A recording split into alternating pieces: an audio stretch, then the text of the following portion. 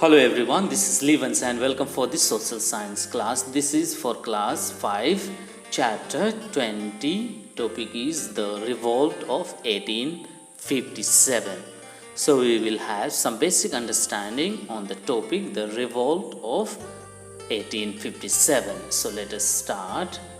We are aware that earlier industrial revolution in Europe was followed by colonization of many countries of Asia and Africa.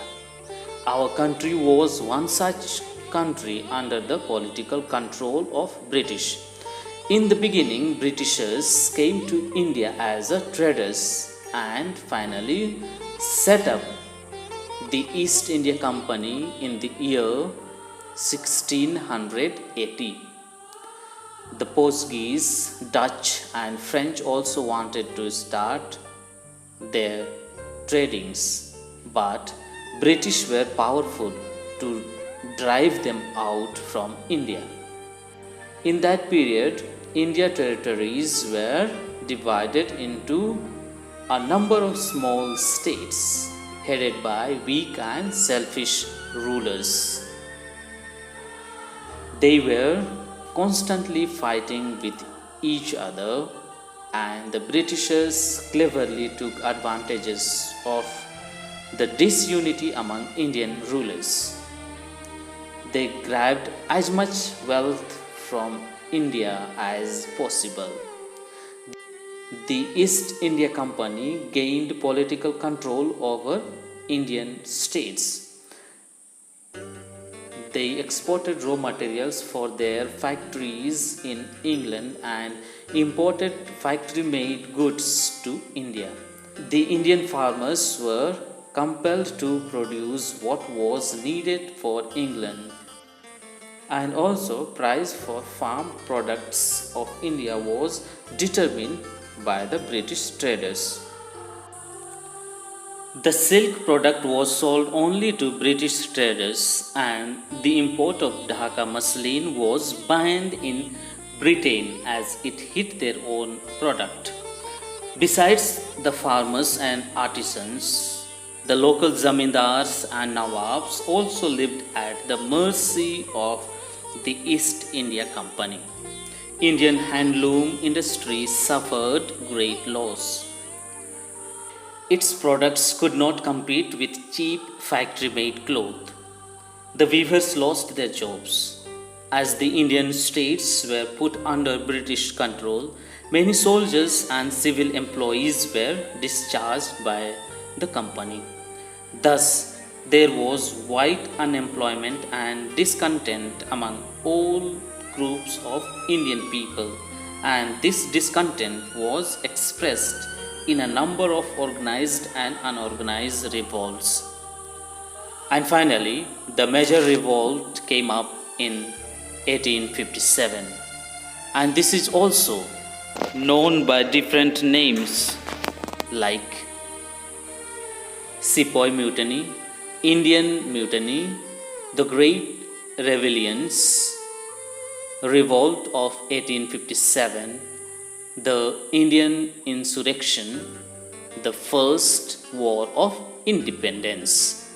And this revolt started with the soldiers under the employment of the East India Company, because the soldiers were unhappy as they were frequently insulted by the British superiors and also got less wages and of no promotion.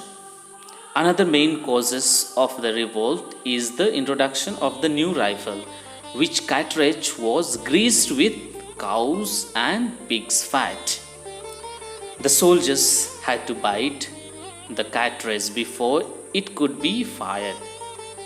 This hid the religious sentiment of both Hindus and Muslim soldiers. They refused to use the new cartridges.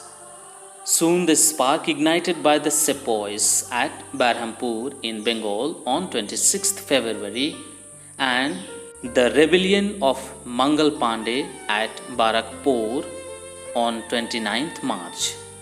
gradually took the form of wildfire. On 10th May 1857, the sepoys of Meerut broke out in open rebellion. Soon the revolt spread to other parts of northern states and central India, except southern part of India. The last Mughal emperor at Delhi, Bahadur Shah Jafar, was declared the leader of the revolt.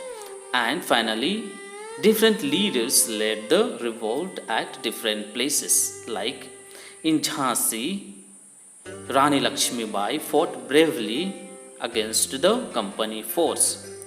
Nana Sahib and Tatya Tope led the revolt at Kanpur. Begum Hazrat Mahal led the revolt at Lucknow. But the revolt was cruelly and mercilessly suppressed by the British rulers.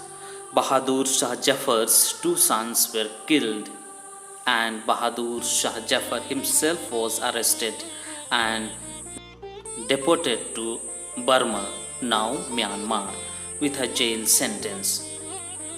Thousands were hanged, gunned down, and many villages were burnt down. The revolt could not succeed in its final aim, but the revolt of 1857 marked the first big attempt by Indians to throw away the British rulers. And this long battle lasted for the next 90 years.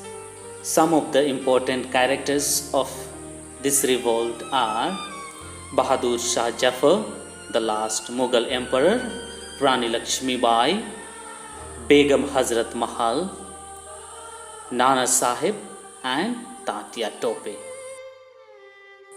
So, thank you very much.